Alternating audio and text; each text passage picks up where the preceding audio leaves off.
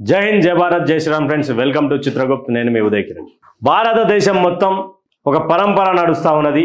మరి అది సోషల్ మీడియాలో ఎక్కువగా ఉండేటువంటి వ్యక్తులే ఈ యొక్క కార్యక్రమాన్ని చేపడతా ఉన్నట్టుగా అర్థమవుతా ఉన్నది.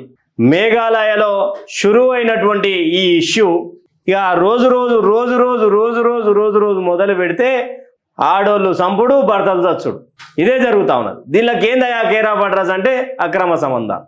చిత్రగుప్తులో ఒకసారి మనం చూడొచ్చు. పక్కా స్కెచ్, ఎంత అనుమానం రాకుండా స్కెచ్ చేస్తున్నారు అంటే మరొక తరానికి పెళ్ళి అనే పదం వింటేనే భయపడే విధంగా స్కెచ్ చేస్తూ ఉన్నారు. ఇలాంటి వార్తలు పెళ్ళి కాబోయే పిల్లలు భయపడతా ఉన్నారు, పెళ్ళైనటువంటి మగవాళ్ళు భయపడతా ఉన్నారు. ఏంది ఈ ప్రశ్న, ఏంది ఈ క్వశ్చన్? అసలు ఏం జరుగుతూ ఉన్నది? అక్రమ సంబంధాలుగా పెట్టుకొని భర్తలు అడ్డుగా ఉన్నారని చాలామంది భర్తలను చంపుతూ వస్తూ ఉన్నారు. 10th క్లాస్లో గెట్ టుగెదర్, దాని మనవాడ ఏదో కల్వనిక పోయి ఇంటికి పోయినాక పిల్లలను చంపుడు, ఇదొకటి చూసినాం. సరే, నిన్ననే యాదాద్రి జిల్లాల మొగుడు బండి మీద పోతుంటే వెనక నుంచి ఎవరైతే అక్రమ సంబంధం పెట్టుకున్నటువంటి యువకుడు ఉంటాడో వానితో టిప్పర్తో కొట్టించారు. అదొకటి ఉన్నదా? ఎందుకు దీనికి కారణము అనేది ఒక పెద్ద ప్రశ్నగా మారింది. ఎస్, పిల్లలు ఉన్నారు, ఒకవేళ పడరాకపోతే భర్తతో పడతలేదు, భర్త ఇక పచ్చిగా మాట్లాడితే ఇక బాగుండదు, భర్తతో ఏం ఉపయోగం లేదు అనుకున్నటువంటి సమయంలో విడాకులు ఇచ్చి వాళ్ళ జీవితాలను మీరు బతుకుర్రా బాబు అని పక్కకు దుబ్బేయాలి. మీకు ఇంకొకరు నచ్చినప్పుడు ఏమవుతుంది? ఇంకొక వాని మీద మోజై విని చంపుడు కార్యక్రమం మొదలుపెట్టుకున్నారు. కానీ వాడు ఎందుకు మిమ్మల్ని దూరం పెట్టే ప్రయత్నం చేస్తూ ఉన్నాడు, మీకు ఎందుకు దూరంగా ఉంటున్నాడు అని ఒకసారి ఆలోచించిరా? ఎవరైతే ఈ యొక్క మర్డర్ చేసినటువంటి వ్యక్తులు ఉన్నారో, చేపించినటువంటి వ్యక్తులు ఉన్నారో, ఎందుకని అంటే వానికి పిల్లల మీద సోయి ఉన్నది, పిల్లం మీద సోయి ఉన్నది. చుట్టాలలోకి పోతే హై క్లాస్ వెహికల్లో పోవాలి, నా పిల్లలను 10 మంది మంచిగా చదువుకున్నటువంటి బళ్ళలో చదివించాలి అనే ఒక తపనతోటి వాడు 24 గంటలు ఒక గొర్రెలాగా పనిచేస్తూ ఇల్లును గడిపే ప్రయత్నం చేస్తున్నాడు. ఓ నా మొగుడు నన్ను పట్టించుకుంటలేడు, యబ్బా వీడు మంచిగా ఉన్నాడు, వీడు కండలు తిరిగినాయి, వీడు మంచిగా మాట్లాడుతున్నా అని చెప్పి వానికి అక్రమ సంబంధం ఎఫ్ఐఆర్ పెట్టుకోవడం, అది రాను రాను మితిమీరిపోయి తమ భర్తలనే తామే విచక్షణ రహితంగా చంపడం జరుగుతుంది. అయితే ఇక ఈడ మీకు ఒకటి కనిపిస్తూ ఉన్నది. దాంట్లో పక్కా స్కెచ్తో ఒకటి చిత్రగుప్త ముందరకు వచ్చింది కదా, పీపీటీ తీసుకుందాం. ఇక వీళ్ళది ఒక స్టోరీ, అమ్మగారిది పెద్ద స్టోరీ. ఇక అమ్మగారిది ఎక్కడ అంటే ఫస్ట్ ఏడ మొదలైంది అయ్యా ఈ కథనం అంటే ఈడ మొదలైంది. అమ్మగారి పేరు, అమ్మగారు అయ్యగారు ఇద్దరు పక్క పక్కనే ఉన్నారు, కొత్తగా పెళ్ళయింది. పాపం నా పెళ్ళంతో ఒక జీవితాన్ని ఊహించు మగవాడు అనేటోడు ఆ యొక్క పరిస్థితులల్లా పెళ్లి చేసుకున్నాడు. పెళ్లి చేసుకున్న తర్వాత ఏమైంది? ఈ మేడం ఏం చేసింది? ఈ మేడంకి ఆల్రెడీ ఒక బాయ్ ఫ్రెండ్ ఉన్నాడు, వీళ్ళ నాన్నగారి షాప్లోనే వర్కర్గా పనిచేస్తూ ఉన్నాడు, నడిచింది. ఈ తల్లిదండ్రులు కూడా ఎట్లయిపోయారు అంటే నా బిడ్డకు వేరే నుంచి పెళ్లి చేస్తే మారిపోతుందనే కాన్సెప్ట్లోకి వచ్చారు. కానీ ఆ ప్రేమ అనే ఒక వ్యాధి ఇంకొకని బాణాన్ని బలి తీసుకుంటుంది. ఈడ మేఘాలయలో స్టార్ట్ అయినటువంటి ఈ మర్డర్ల పరంపర ఇగో ఇప్పటికి 2-3 సార్లు ప్రయత్నించిందంట పాపం మీ అన్న మీద. అప్పటికి సెట్ కాకపోయేసరికి ఏమైంది? హనీమూన్ పోదాం పదా, హనీమూన్లో పోయినాక నన్ను ముట్టుకోవాలి, నువ్వు నన్ను టచ్ చేయాలి, ఈడైతే నాకు నై, హనీమూన్ అయితే సై అంటే పాపం అన్నవాడికి ఏమనుకుంటాడు, కొత్తగా పెళ్ళి అయింది, హనీమూన్ అనే ఆశ ఒకటి ఉంటుంది కదా, ఏదైనా మంచి ట్రిప్కు పోదామని చెప్పి మేఘాలయ పోతే అప్పటికే సెట్ అయినటువంటి బాయ్ ఫ్రెండ్ను తీసుకొచ్చి అన్న పని కథం చేసింది. ఏదో తెలియనటువంటిగా యాక్టింగ్ చేస్తూ నా భర్త మిస్సింగ్ అనే ఒక ఓవర్ యాక్షన్ ఆస్కార్ పర్ఫార్మెన్స్ ఇచ్చే ప్రయత్నం చేస్తుంది. లాస్ట్కి ఈమె లవర్ కోసం చంపింది. ఈడేమైనా ఈ అన్నకేమైనా పాపం ఉన్నదా? ఈ అన్న ఏమైనా పాపం చేసిండా? ఈ అన్నకు సంబంధించి ఏమైనా అన్నడా? భార్య కోరిక తీర్చడానికి హనీమూన్ తీసుకపోతే భార్యనే విచక్షణ రహితంగా బాయ్ ఫ్రెండ్తో అన్నం చంపారు. ఈ తల్లిదండ్రికి భరోసా ఎవరు? ఎదిగిన కొడుకు చేతికొచ్చి చచ్చిపోతే ఇలా పరిస్థితి ఏంది? ఈడి వరకు ముగించలే. తర్వాత తెలంగాణ రాష్ట్రంలోకి వద్దాం. తెలంగాణ రాష్ట్రంలోకి వస్తే ఇక్కడ ఈ మేడం గారి పేరు ఏం పాడు ఇక్కడ పెళ్ళైన తరహా ఘటన. మళ్ళా వీళ్ళిద్దరు అరేంజ్ మ్యారేజ్ కాదు, ఒకటి గుర్తుపెట్టుకోవాలా, వీళ్ళిద్దరిది అరేంజ్ మ్యారేజ్ కాదు, ఇది V6 వెలుగులో వచ్చినటువంటి కథనం. ఇది గద్వాలలో మేఘాలయ హనుమూన్ మర్డర్ తరహా ఘటన. అంటే గతంలో జరిగింది, ఒక్కసారిగా నేను అన్ని ఒకటేసారి మాట్లాడదామని చెప్పి తీసుకున్నటువంటి కాన్సెప్ట్ ఇది. గద్వాలలో మేఘాలయ హనుమూన్ మర్డర్ తరహా ఘటన సేమ్ అదే. కానీ ఈ అన్నకు ఈమెతోటి దాదాపు 2-3 సంవత్సరాల ప్రేమాయాణం జరిగింది. ప్రేమాయాణం జరిగిన తర్వాత ఇరు కుటుంబాల్లో ఒప్పించుకొని అన్న అరేంజ్ మ్యారేజ్ గ్రాండ్గా చేసుకున్నాడు. గద్వాలకు సంబంధించినటువంటి అన్న పేరు చెప్పదలుచుకుంటలే, కీర్తిశేషులు. అయితే అరేంజ్ మ్యారేజ్ అయితే ఇలాంటి పరిస్థితులు ఉన్నాయి, లవ్ మ్యారేజ్ చేసుకుందాం అని చెప్పి నమ్మి ఈయన జీవితాన్ని ఈమెకే ఇచ్చిండు. ఇస్తే ఈమె ఇంకొకరిని ప్రేమించి ఏమంటారు దాన్ని, 2 సైడ్ లవ్ కాదు, ట్రయాంగిల్ లవ్, ట్రయాంగిల్ కాదు, స్క్వేర్ లవ్. ఒక మేనేజర్ తోటి వీళ్ళ అమ్మగారు ప్రేమాయణం చేసుడు, తర్వాత ఈమె ప్రేమాయణం చేసుడు, ఈ ముగ్గురి ప్రేమాయణం వల్ల ఈ అన్న అసూలు బాషిండు, మరణించిండు, చంపేసిరు లిటరల్. ఇక్కడ ఏమన్నా ఈ అన్నకు పాపం ఉన్నదా? ప్రేమించి పెళ్లి చేసుకున్నందుకు ఈ అన్నని అతి కిరాతకంగా చంపేసింది ఈ మహాతల్లి. మీకు ఇష్టం లేనప్పుడు పెళ్లి చేసుకున్నాడు ఎందుకు?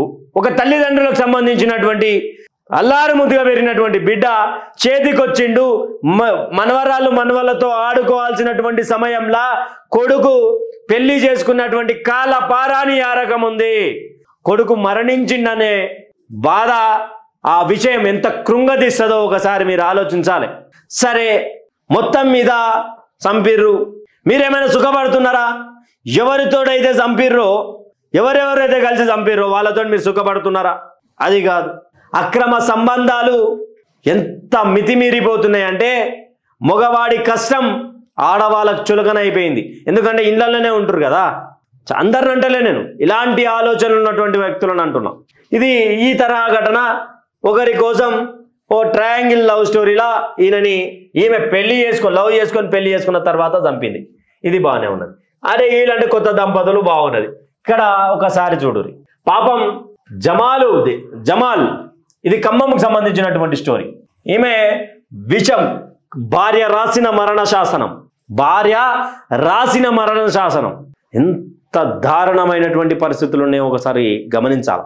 విషపు ఇంజెక్షన్ ఇచ్చి ప్రియుని కోసం తన భర్తను కాలనాగై కాటేసింది. ఇది పరిస్థితి. సరే, ఈమె ఏజ్ ఏమన్నా 25-30 ఉన్నాయి అంటే అట్లా కాదు, 45+ ఉన్నాయి. మరి ఇదేం రోగమో కొత్తగా భర్తలను చంపేంత పైశాచిక ఆనందం ఏమొస్తుందో భర్తలను చంపితే. ఎందుకు చంపుతున్నారో తెలియదు. ఒక ప్రియుని కోసం, ఈమె ఏజ్ కంటే దాదాపు 15 సంవత్సరాలకు చిన్నోడో 20 సంవత్సరాలు చిన్నోడో, వాని కోసం భర్తకు విషపు ఇంజెక్షన్ ఇచ్చి చంపేసింది.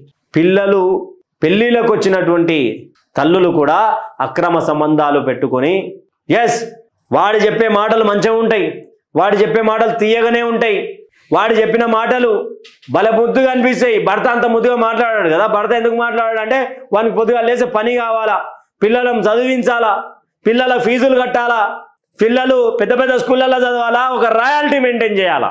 అది భర్తకు ఉండేటువంటి ఆలోచన. భార్యలందరూ పనిచేయరని అంటలేను. ఇలాంటి ఆలోచన ఉన్నటువంటి వాళ్ళకి ఎవరికి కండలు మంచిగా ఉన్నాయి, ఎవడు గట్టిగా ఉన్నాడు, ఎవడు తీయగా మాట్లాడతాడు, ఇవి కావాలా.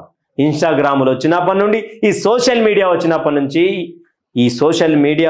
నుంచి బాగా ఇలాంటివి జరుగుతూ ఉన్నాయి. ఇక ఇంకోటి తీసుకుందాం. ఇగో ఈ చూడురి, ఇగో ఈమె ముఖం చూస్తే ఏ ఏజ్లే కనిపిస్తుందో మీరే కామెంట్ చేయండి. ఇగో వీని ముఖం చూడురి, ఈమె ముఖం చూడురి, ఏ ఏజ్లే కనిపిస్తుంది. ఈయనకి ఆమెకు దాదాపు 20-25 ఏళ్ళ డిఫరెన్స్ ఉంటుంది, ఏజ్ డిఫరెన్స్. ఈ ఏజ్లో అక్రమ సంబంధం కావాల్సి వచ్చింది. ఈమె పిల్లలు కూడా పెళ్లిళ్ళయ్యే అవకాశాలు కనిపిస్తున్నాయి. రాజస్థాన్లో జరిగింది. ఈ మోతేవారి కలిసి ఈమె భర్తను చంపేశారు. లాస్ట్ కంక్లూజన్ చూద్దాం. ఏంది భయ్ అంటే అన్నీ మాట్లాడు. ఏజ్ డిఫరెన్స్ లేకుండా మితిమీరిపోతున్నటువంటి అక్రమ సంబంధాలు, సుఖ సంతోషాల కోసం, తమ సొంత సుఖం కోసం భర్తల ప్రాణాలను తాకట్టు పెట్టి గొంతు మీద కాలు పెట్టి నొక్కుతున్నటువంటి ప్రయత్నం చేస్తున్నారు. ఈ వయసులో అంటే ప్రేమ గుడ్డిది కదా, ఏ వయసులో వస్తుందో తెలియదు కదా. కానీ ఒక మనిషిని చంపి పుట్టేటువంటి ప్రేమ, ఒక మనిషిని చంపేంత ప్రేమ పెళ్ళైన తర్వాత కాదు, పెళ్లి కంటే ముందేమని ఉంటే మీ తల్లిదండ్రుల మాట ఇన్నట్టే వింటారు. ఒక మాట మీ తల్లిదండ్రుల మాట, మా నాన్నగారి నచ్చాడా మా అబ్బాయి అంటే మా నాన్నగారు ఎలా చెప్తాను, అలా నచ్చాడా మా అబ్బాయి అంటే మా అమ్మగారు ఎలా, మాకు నా బిడ్డ నేను చెప్పినట్టే వింటది, గీత గీస్తే గీత కావడ దూరంలో ఉంటుంది అని తల్లిదండ్రులు గప్పాలు కొడతారు. నేను చెప్పినట్టే వింటది, ఈడ నువ్వు చెప్పినట్టే ఉంటుంది, పక్కకు పోయినాక పక్క మొగుని చంపుతుంది. ఇష్టం లేకపోతే దయచేసి చేసుకోకండి. ఈడ ఇంకొక లాస్ట్ ఒక ఫోటో చూపిస్తా. భలే ముద్దుగున్నారు ఆ జంట, భలే ముద్దుగున్నారు, చూడ ముచ్చటగా ఉన్నారు. అయితే ఇగో ఎంత మీరు ఒకసారి గమనించారు ఎంత చూడసకంగా ఉన్నారో జంట. ఏందంటే ఇలా స్టోరీ అంటే సుధాకర్ రెడ్డి హత్య కేసు విచారణలో స్పీడ్ పెంచారు పోలీసులు. రాజేష్ని అరెస్ట్ చేసిన పోలీసులు విచారణ సుధాకర్ రెడ్డి ఇంట్లో సోదాలు నిర్వహించారు. మహబూబ్ నగర్ నుంచి క్లూస్ టీం రప్పించి రాజేష్ సమక్షంలోనే రాజేష్ సమక్షంలో సుధాకర్ రెడ్డి ఇంట్లో తనిఖీలు చేపట్టారు. ఈ సోదాలో కేసుకు సంబంధించిన పలు కీలక ఆధారం సేకరించారు. మొదటి జిల్లా పోలీస్ హెడ్ క్వార్టర్స్ లో రాజేష్ను సుదీర్ఘంగా ప్రశ్నించిన పోలీసులు స్వాతితో ఎప్పటి నుంచో పరిచయం ఉంది అన్న కోణంలో దర్యాప్తు చేస్తున్నారు. సుధాకర్ రెడ్డిని చంపడానికి వాడిన మత్తు ఇంజెక్షన్, తలపై కొట్టిన రాడు కోసం గాలిస్తున్నారు. పోలీసుల విచారణలో రాజేష్ కీలక విషయాలు చెప్పాడు. సుధాకర్ రెడ్డి కుటుంబంతో తనకు ఎలాంటి శత్రుత్వం లేదని విచారణలో తెలిపాడు. స్వాతికి తన భర్త సుధాకర్ రెడ్డి అంటే ఇష్టం లేదని, అందుకే తనతో కలిసి హత్యకు ప్లాన్ చేసిందని చెప్పాడు. ఇదిలా ఉంటే భర్త అంటే స్వాతికి ఎందుకు ఇష్టం లేదనే ప్రశ్నకు సమాధానంగా సుధాకర్ రెడ్డి వ్యాపార నిమిత్తం ఇతర ప్రాంతాలకు వెళుతూ తనను పట్టించుకోవడం లేదని స్వాతి తన వద్ద ఆవేదన వ్యక్తం చేసినట్లు రాజేష్కు పోలీసులు వివరించినట్టు తెలుసు. అదే సమయంలో క్లినిక్ నిర్వహిస్తున్న తన వద్దకు స్వాతి తరచూ వచ్చేదని, ఆ పరిచయమే ఇవన్నీ అనార్థాలకు దారితీసినట్లయింది. అందుకు స్వాతి రాజేష్ కలిసి ఉండేందుకు సుధాకర్ని చంపారని పోలీసులు చెబుతున్నారు. ప్లాస్టిక్ సర్జరీ చేసుకుని సుధాకర్ రెడ్డి స్థానంలో రాజేష్ను తన భర్తగా తీసుకొచ్చేందుకు స్వాతి ప్లాన్ చేసిందని తెలిపారు. కుటుంబ సమస్యలతో పాటు రాజేష్ స్వాతి మధ్య ఉన్న సన్నిహిత సంబంధమే హత్యకు దారితీసిందని చెప్పారు. విచారణ పూర్తి చేసిన తర్వాత కేసు సంబంధించి ఛార్జ్షీట్ దాఖలు చేశామన్నాం. ఎందుకు సుధాకర్ రెడ్డి అంటే స్వాతి రెడ్డికి ఎందుకని ఇష్టం లేదు అనే కోణంలో పోలీసులు దర్యాప్తు చేస్తే, వ్యాపార నిమిత్తం ఆయన పలు ప్రాంతాలు తిరుగుతూ తన వ్యాపారాన్ని డెవలప్ చేసే దిశగా పోతుంటే అమ్మగారికి సుఖం లేక నన్ను పట్టించుకుంటాడే లేడు అనే మాటల ఈ వార్త చెప్పింది. మనమేమన్నా మాట్లాడినామా? వార్త చెప్పింది పట్టించుకోవడం. మరి ఆయన వ్యాపారం చేయకుండా ఇంట్లోనే కూర్చొని నీ ఏమంటుందని ఆలా పాలన చూసుకుంటే తిండి ఎవడు పెట్టాలా తల్లి? నీకు తిండి ఎవడు పెట్టాలా? నీ పిల్లల ఫీజులు ఎవడు కట్టాలా? నీకు మంచి మంచి చీరలు ఎవడు ఇప్పాలా? నీ షాపింగ్ బిల్లు ఎవడు కట్టాలా? ఎక్కడా? స్వాతి రెడ్డికి సుధాకర్ రెడ్డి ఎందుకు ఇష్టం లేదంటే పట్టించుకుంటలేడు, సంసారం పట్టించుకుంటలేడు, పచ్చిగా మాట్లాడడానికి ఒక ఆడబిడ్డ అయిపోయింది. అదే మగవాడిపై ఎన్ని ఆరోపణలు వస్తుండే. ఒక మగవాడు కనుక ఒక హత్య చేసి ఉంటే ఆడవాళ్ళంతా మూకుమ్మడిగా దాడి చేసేవారా లేదా? మహిళా సంఘాల పేరు మీద ఒక మగవాడి కుటుంబాన్ని విచక్షణ రహితంగా బెదిరించే వాళ్ళ కాదా? ఈ మొత్తం సినారియోలో ఏంది అంటే సుఖాలు తక్కువై ఇతరుల ప్రేమకు లొంగిపోయి హత్య చేసిరు. కొంతమంది బాయ్ ఫ్రెండ్. ఈడ రాజేష్ అనే క్యాండిడేట్ ఎవరయ్యా అంటే ఈయన క్లినిక్ నడిపించేటువంటి వ్యక్తి. ఈయన ప్రమేయం లేకుండా అయితే ఏం కాదు, ఆమె ఒక్కతే ఏం చేసి ఉండదు. ఇద్దరు దొంగలే. ఈయన కాడికి పోయి రోజు ఏదైతే మెడికల్ షాప్ ఉండనో ఆ మెడికల్ షాప్లా పరిచయం పెంచుకొని ఇక రాను అది అక్రమ సంబంధం వైపు, ఎలాగూ మొగుడు ఇంట్లో ఉన్నాడు కాబట్టి అడిగేవాడు లేడని విచ్చలవిడిగా ఎంజాయ్ చేసినటువంటి పరిస్థితులు ఆయన చెప్పినాయి. ఆ సన్నిహిత్యమే ఇంత దూరం దారి తీసినట్లుగా పేర్కొన్నారు పోలీసులు. పిల్లలేంది, ఈమెకు సుఖం కావాల్సి వచ్చింది, పైసలు అవసరం లేదు. పైసలు లేకుండా ఎట్లా బతుకుతామమ్మా? మరి ఈ రాజేష్ అనే వ్యక్తికి సుధాకర్ రెడ్డి లాగా ఫేస్ సర్జరీ చేయించి ఆయనే సుధాకర్ రెడ్డి అనే చూపించే ప్రయత్నం కూడా చేసిందంట మహాతల్లి. మరి ఏం చదివిందో ఆ చదువు? మెడికల్ షాప్కి పోయినంత మాత్రాన మెడికల్ షాప్ని బటాయించినావు ఆ తల్లి అని బటాయించడం నీ మొగునికి పంగనామా పెట్టినావు. ఈ మొత్తానికి కంక్లూజన్ ఏంది ప్రజలారా అంటే, ఒకటి భర్తలు వ్యాపారాలు చేసుకుంటూ పోవడం, భార్యలను పట్టించుకోవట్లేదని భార్య ఆడవాళ్ళకు ఉండే ఒక పైశాచికత్వం. అది కొందరే ఆడవాళ్ళకి, వీళ్ళందరికీ అదే. సరే నువ్వు కొన్ని ప్రేమించినవు, భర్తను చంపినవు, తండ్రి మాట నిలబెట్టినట్టే, ఇంకొన్ని తల్లి తండ్రి కోత చూపించినట్టే. సరే, ఎంత జరిగినటువంటి సినారియోలా మొత్తానికి ఎక్కడ పోయింది? నువ్వు అనుకున్నట్టుగా నీ భర్తను చంపినవు, ఏమన్నా లవర్తో ఎంజాయ్ చేస్తున్నావా? లేదు. నువ్వు నీ భర్తతో ఎంజాయ్ చేయకుండా ఇక్కడ పిల్లలందరినీ రోడ్డు మీద వేసి లవర్తో మంచిగా ఉన్నావా? లేవు. ఎక్కడికి పోయినావు? చిప్పకూడు తింటున్నావు. లాస్ట్కి ఈ చంపిన వాళ్ళంతా చిప్పకూడు తింటుర్రు జైళ్ళకి పోయి. ఏమన్నా వస్తావా? బెయిల్ మీద వస్తావా? వచ్చి నేనేమన్నా సమాజం థూ అని ఉదకుండా ఉంటుందా? ఇప్పుడు ఉన్నటువంటి యువత కానీ, పెళ్ళిళ్ళు చేసుకున్నటువంటి ఒక వృద్ధ దాంపత్యం వచ్చినటువంటి మొగుళ్ళు కూడా, మగవాడు అనేటోడు భయపడతా ఉన్నాడు.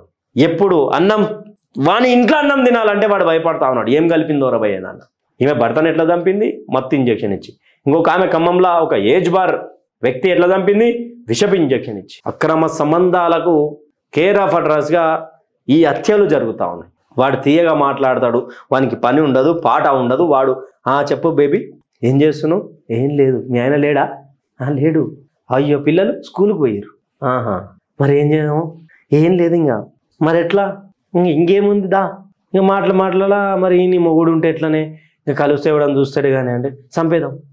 ఒకప్పుడు సతీ సావిత్రి గారు, ఆ మహాతల్లి యముని నుంచి తన భర్త ప్రాణాలను కాపాడుకుంది.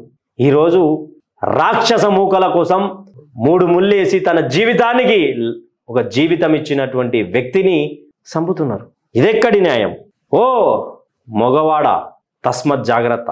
వాళ్ళు అందరు అట్లుంటారు అంటలేదు, ఉన్నవాళ్ళు కొంతమంది అట్లే ఉంటున్నారు. వాళ్ళ ఈ ఇన్స్టాగ్రామ్ పిచ్చి, సోషల్ మీడియా పిచ్చి. 34,000 ఫాలోవర్స్ ఉన్న వాళ్ళకు 50,000, 1,00,000 ఫాలోవర్స్ ఉన్నాడు ఫేమస్ కోసం అంత రీల్స్ చేసుడు. ఓవర్ నైట్ స్టార్స్ మస్తు మంది ఉన్నారు ఇక్కడ. వాళ్ళకేం తెలియదు. అడ్డమైన దాంట్లో పోయి మాట్లాడతారు, అడ్డంగా బుక్ అవుతారు. ఈ డ్యాన్స్, పిచ్చి డ్యాన్సులు వేసుడు. మొట్టమొదటగా దయచేసి ఇది నిర్బంధించడం అనుకోకండి. కొంచెం ఆడవాళ్ళు కూడా ఆలోచించి జర ఫోన్లు యూజ్ చేసుడు తక్కువ చేయరు. అడ్డమైనటువంటి వార్తలు వస్తుంటాయి, అడ్డమైనగా దిశగా. ఒక్కసారి మీకు ఇన్స్టాగ్రామ్ ఉందంటే ఫాల్తుగా వాళ్ళంతా ఎవడైతే ఖాళీ ఉండి ఎవడైతే పనికిరానోడు ఉంటాడో వాడు రిక్వెస్ట్ పెట్టుడు స్టార్ట్ చేస్తాడు, పులిహోర కలుపుడు స్టార్ట్ చేస్తాడు, ఫ్లట్టింగ్ చేసుడు స్టార్ట్ చేస్తాడు.